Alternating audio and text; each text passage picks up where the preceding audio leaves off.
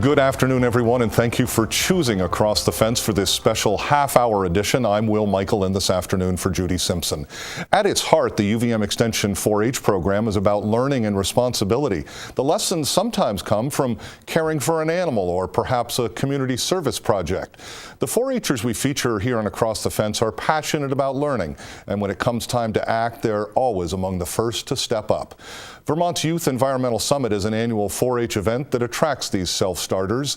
These are middle and high school students. Most of them are not 4-H members, but like their peers in 4-H clubs, these students are passionate, they care, and they want to be the ones who take responsibility and make a difference. So Across the Fence's Keith Silva was at the Youth Environmental Summit earlier this month, and he filed this report. The 4-H Youth Environmental Summit provides 7th through 12th graders the chance to speak out, take action, and make a difference in their schools, communities, and personal lives. I think we should care about doing stuff for the environment because in the long run it will help us all. If you can just do something small, it really makes a big impact. I think it's good for young people to care for the environment since we're like the next generation and they should be aware. Over 220 students from 22 schools in Vermont and New Hampshire are taking part in this event. There are workshops ranging in topics from climate policy and pollinators to recycling and composting. I think we can all agree that that contributes to climate change, but even beyond that, A scavenger hunt is a big hit with the students. They have to find answers from over 25 exhibitors on hand. The activity allows them to interact one-on-one with professionals in environmental science and public policy. Lauren Treaster is UVM Extension's 4-H Teen and Leadership Specialist. She organized this event. We know our young people are really concerned about our future, the future of the planet. They're aware of that there are real problems that need real solutions.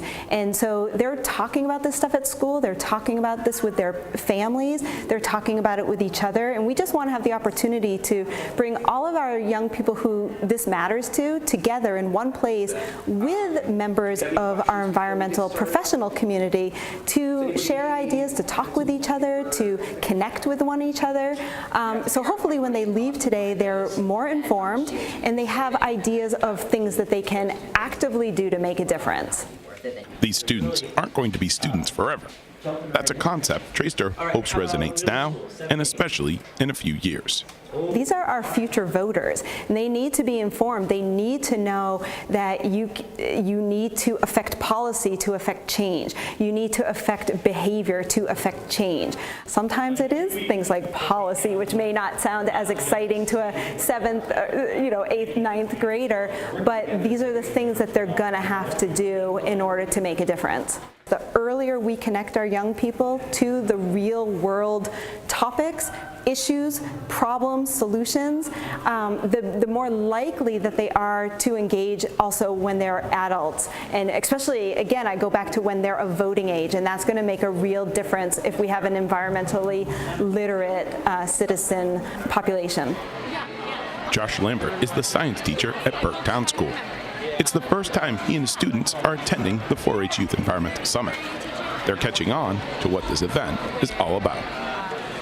By bringing these students here, I really hope that they will be more mindful and will be more active as active future citizens and voters and sharing what they've learned here and applying it. Lambert sees raising student awareness about the environment as a lesson in developing personal responsibility. We can tell them everything and as much as we want, and it's not until the students take ownership of it that they're really going to do it themselves. In the process of coming to these workshops and becoming more mindful of what we can do and starting projects, that they will open up those lanes of communication with business partners and other active members of the community. Zach Akasala and Hannah Angel are 8th graders at Burke Town School. The summit has inspired them to make changes at school and in their community. Well, we were thinking doing fundraisers to raise money to get things or to help get more like things that are better for the environment for our school instead of like milk cartons, for example, for our milk, like to get a bulk milk machine or like something better. I think it's going to help me be more educated in the choices I make and how to go about making decisions. Why is that important? It's really important because we're going to be like the next generation to kind of make choices and improve the world. So I think being more educated now about it will help me later. Working on the scavenger hunt gave Giovanni Falco the opportunity to network with environmental professionals and his fellow students. I was learning about different organizations in Vermont and New Hampshire that are fighting back against greenhouse gases and CO2 emissions going in the atmosphere. And I also learned about different schools and kids and what they're doing as a smaller part of their community that is making a big effect on cutting back on greenhouse gases and CO2 emissions in the air. Gaining experience from these interactions is why Falco's teacher, Jody Sabatasso, brings students here year after year. I think it's a great chance for the students from Alton High School to see what's going on around the state and what other schools are doing and what programs are out there for them to help sustain the environment. I've had students in the past come up here that are now at UVM, are engineering degrees, because they were talking to the Rubenstein School and made that connection and really wanted to go to UVM because of those connections. For Sabatasso, the 4-H Youth Environmental Summit provides students with new ways to think about what they may want to do with their futures. It's really bringing Vermont together and a group of kids that are, need to start making informed decisions about what they're going to do later in life. And UVM Extension does a really nice job with all their programs with the use of 4-H and helping kids just develop that plan, what they need later in life, whether it be in the environment, whether it be in economics, business, tourism, so on and so forth. I think it gets kids together to talk and think about their futures. For Leah Zamerko, the future is about awareness, engagement, and action. I feel like it's important to be involved in what's going on so that when you can vote and when you can make those decisions, you have information and background knowledge that can back you up, and you know what's going on, and you know how to help change. And also, like, people like seeing people younger trying to get involved and like showing that they do know what's happening, and when they can vote, it's more impactful. The 4-H Youth Environmental Summit provides a peek into possibilities, solutions, and goals.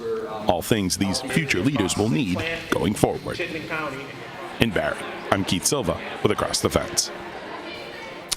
Well, thank you, Keith. Joining me now is the statewide 4-H program director, Sarah Kleinman. Sarah, it's always a pleasure to have you with us. Good to see you. Thank you. Good to be here. We just saw in the video the Youth Environmental Summit spotlighting teen leadership. Is this necessarily a new area for 4-H, teen leadership? No, it really isn't. We've been focusing on teen leadership for over a decade, but 4-H in general, we are over 100 years old, and leadership has always been a huge component of what we do. As we try to continue to attract older youth, we have put in place many more opportunities for teens so that they hope to stay engaged and really become leaders and build that leadership skill. When you talk from a programmatic point of view about teens, you're talking 13 to 18, 13 to 17, roughly? Roughly. Some of our programs are open for 11 and 12-year-olds as well. We find that the junior high, middle school aged youth, oftentimes they're more interested and willing to participate than even some of the older youth and have a little bit more time. So depending upon which program we're talking about, the age group may be a tad bit different. Can you give us some viewers some other examples of the type of 4-H program that focuses specifically on leadership for teens? Sure. Similar to the Youth Environmental Summit, we have an opportunity called TRI, Teens Reaching Youth for the Environment. That is for middle school and high school aged youth to learn how to become a teacher, essentially. They step into a leadership position and get trained on one of 5 different environmental curricula, and then they use that training to teach younger aged youth, kindergarten, first, second, third graders, in a 6 to 8 week program. I'm smiling because I've seen this program in action, and it's really cool to see that idea. And we say this about older adults. You've mastered something when you can teach it, and it's really neat to see these teens being able to teach third grade students. Fascinating. It is. And those third grade students relate much better to a peer, even if they're a high school aged individual, than an actual teacher in the classroom. So not only do those teens gain the content mastery, the knowledge that they gain, whether it's on composting or trees or water, but they also learn about classroom behavior and management and how to convey a lesson and share in different learning styles. So that's a wonderful program, and that's grown tremendously over the past couple of years. We also have a lot of standalone programs, camps, what we call LEAD, L-E-A-D, that run in different parts of the state. They may be a single day activity, they might be an overnight for teens to come and also just learn leadership skills. We have a program coming up specifically for our 4-H club members, Teen Leadership Weekends, I think in 2 weeks, where a group of 20, 30, 40 kids will get together and spend the weekend learning communication skills, learning leadership skills, practicing those, and really getting to step into leadership positions as they lead some of those activities themselves. So leadership, especially teen leadership, has been a part of what we do, but it's, I guess we have built that emphasis over the past decade. We also know, too, that businesses, one of the things that in the new workforce that comes into being, many people are coming without that, they don't have the communication skills or initiative, and so 4-H has really stepped in to try to build that to make sure that our future workforce provides the leaders that we need to move our economy and world forward. Statewide, how many kids are we talking about that are served by the Extension 4-H program? We count about 6,000 youth served through all of our different programs. We count about 1,200 youth in just the club program, which is probably the most impactful of all of our programs because it's a year-long opportunity that meets more often than some of our shorter-term programs. So getting at, there's really nothing in the state that reaches more kids than 4-H. I believe that's right. Yeah. What about some of the age demographics and how that kind of breaks down around the state? Are a lot of younger kids, the kids fall off a little bit as they get older? Trying to get a sense of statewide. Sure. The 4-H program overall services youth in kindergarten up to 18 years of age. Not surprisingly, our 4-H club program in particular reaches the majority of youth in the elementary school arena, kindergarten through 5th or 6th grade. And then the club program numbers do tend to drop off as we get into middle school and then again into high school, which is also another reason why we've built the emphasis around teen leadership and some of the opportunities reaching the older, because we do have data and research that shows the longer you stay in 4-H and the more you engage in these type of opportunities, the more impactful and the better the benefits will be.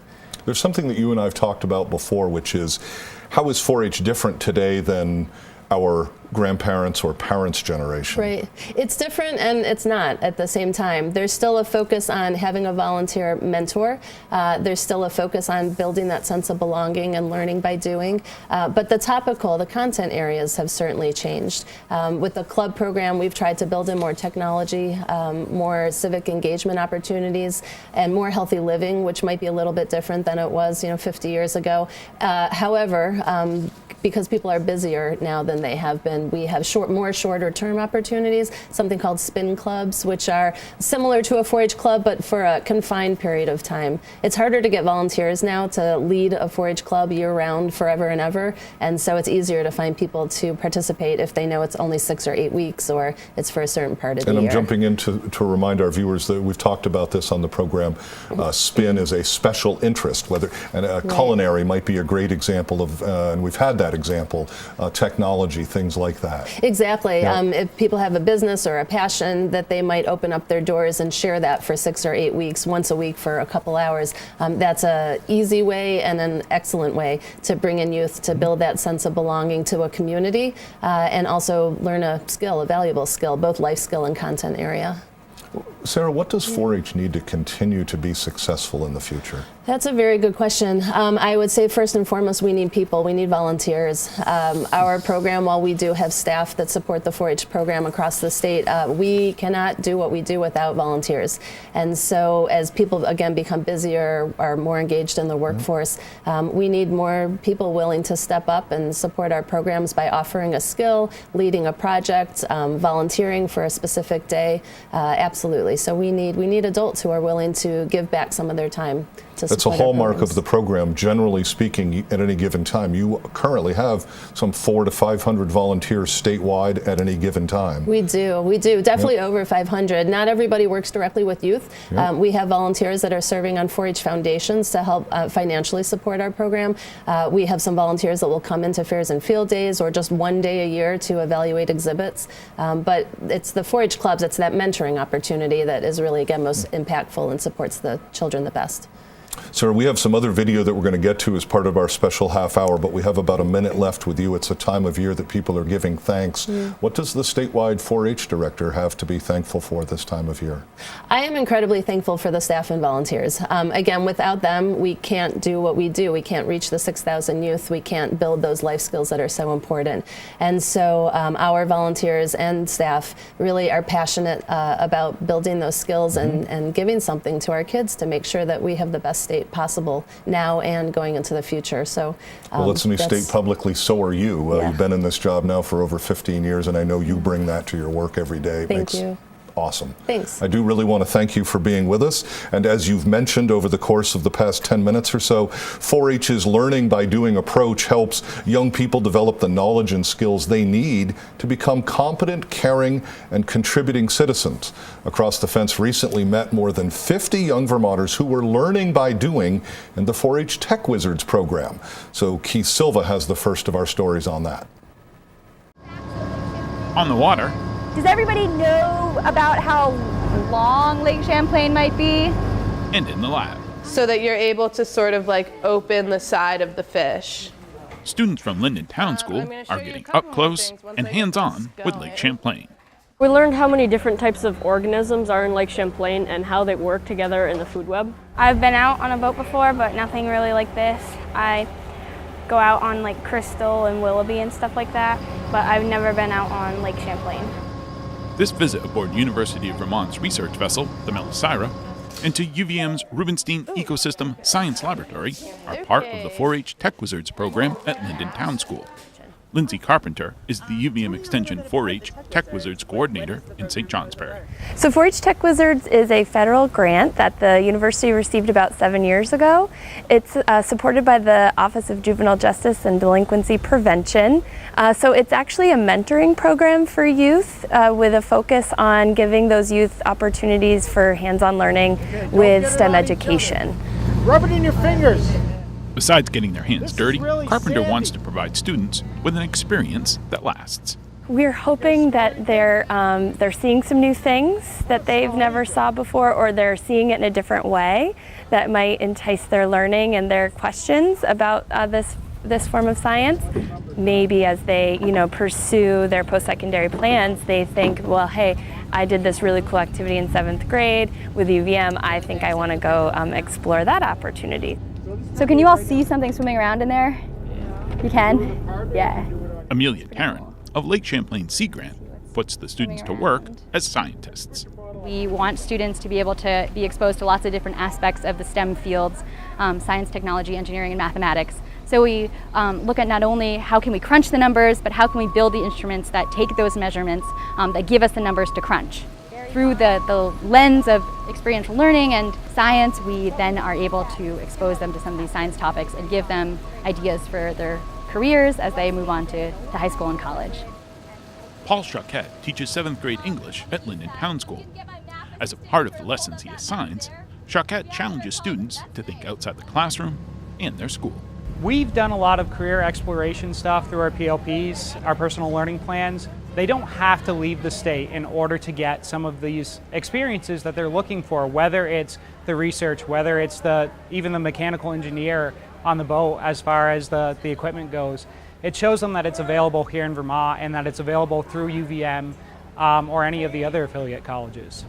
Because we live an hour and a half from Burlington, the kids don't typically get out here to see what's available. Just giving them an opportunity to explore what Vermont has available to us, as well as the really cool features of Vermont, whether it's through the Yakko Lake Aquarium or the lab or just some culture stuff.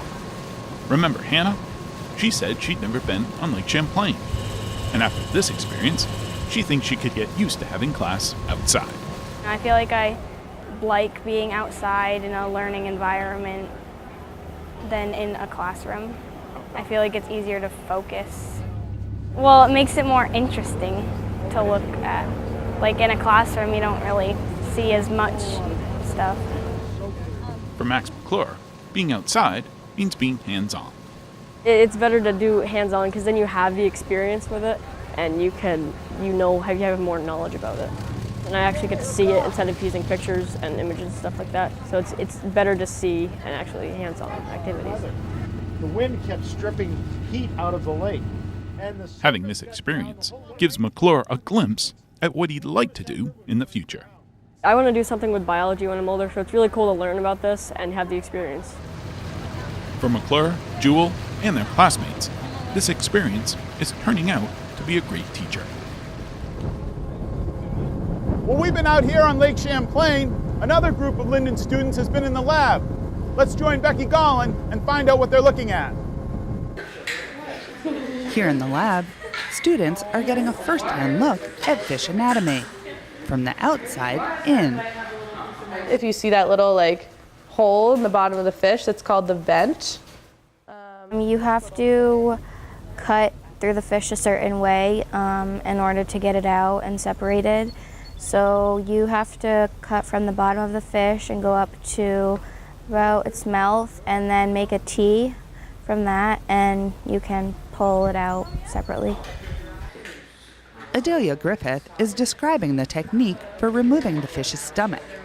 She and her classmates are examining the contents, looking for tiny pieces of plastic. They were able to dissect smelt as a part of an ongoing citizen science project we have that is trying to figure out if there are microplastics turning up in the stomachs of some of the smaller fish, if they're mistaking them for plankton, and kind of how they're affecting the food chain in that way. Learning about how the microscopic pieces wind up in the lake was eye-opening for these students. I haven't heard about these things until today, and I just learned that fleece has those microscopic plastics, and when you wash your fleece, it gets all washed out. That's how it ends up in the fish. Seeing the microplastics in the fish tells all of us that if you have the microbeads that are in your soap and you wash that down the drain, it does become a part of Lake Champlain and other bodies of water, and that gets into the fish's body. It definitely has a very small brain. I mean, if you look at it in relation to the other organs, it's pretty tiny. From the lab, if you look at a lot of these little... to the lake, the goal of the day is for students to gain a new appreciation for science after experiencing it outside of the classroom. They're just learning about our local waterway and different species that live in there and what they can do as young learners to either get their hands dirty and involved and maybe extend their learning in this realm of science, or maybe it's a branch onto something else. So just to sort of expand their learning, get them out of the Northeast Kingdom, bring them to this city that we have in Vermont. There's kind of two things that are happening during our programs. One is the environmental literacy, so learning about some of the different watershed topics, concerns, emergent pollutants, but then also learning about what are the potential careers in STEM that these students could pursue, and thinking outside the traditional white lab coat and looking at, okay, what does a field researcher really do? What is it really like to work in a lab? And what is it like to just be interested in the natural environment and ask questions and try and figure out the answers? For teachers at Linden Town School, the trip fits in with their emphasis on science.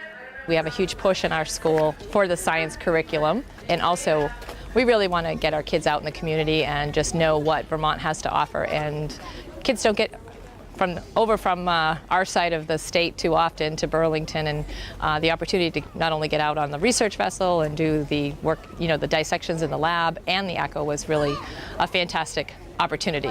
So a watershed is basically what I like to think of as like a nested system. So it's the way the water moves from the highest points to the lowest points. If you get them in 7th grade and say, hey, yeah, you can totally come to the university lab and dissect a fish, or go on the university's research vessel and learn about that equipment when you're 12. And then, hey, the even cooler thing, you can come back here when you're 18 and attend the University of Vermont. It's possible for all students, even our rural Northeast Kingdom students. As these middle schoolers begin to think about their futures, this chance to learn about lake ecology from the scientists studying it is a new kind of opportunity. And it's one that's sure to leave a lasting impression, as will the stories about how things, both small and large, can end up in the lake. Did it change the way that you look at the lake? Yes, a lot actually. It changed, well, they were talking about how one day she said that when they were trying to catch some fish, they caught something heavy and they tried to pull it up and they found a snowmobile in the lake. And that changed my perspective on how stuff ends up in the water. Water is a part of everything that we do, whether you're drinking it, whether you're using it to recreate, whether it's just, being pumped out of your house to wastewater treatment facilities. It's a part of our world every day. And so I think just to kind of having the literacy to be able to understand those connections will help them just become better citizens, I think, in the state of Vermont. Teaching students to be better citizens by giving them the tools to be scientists and taking them on a field trip to remember. In Burlington, I'm Rebecca Gollin with Across the Fence. For more information about opportunities in 4-H, you can call the State 4-H office toll-free at 1-800-571-0668, or you're also invited to check the website, uvm.edu/extension/youth. That is our program for today. Thank you for choosing Across the Fence. I'm Will Michael, inviting you to join us back here each weekday afternoon for another visit Across the Fence.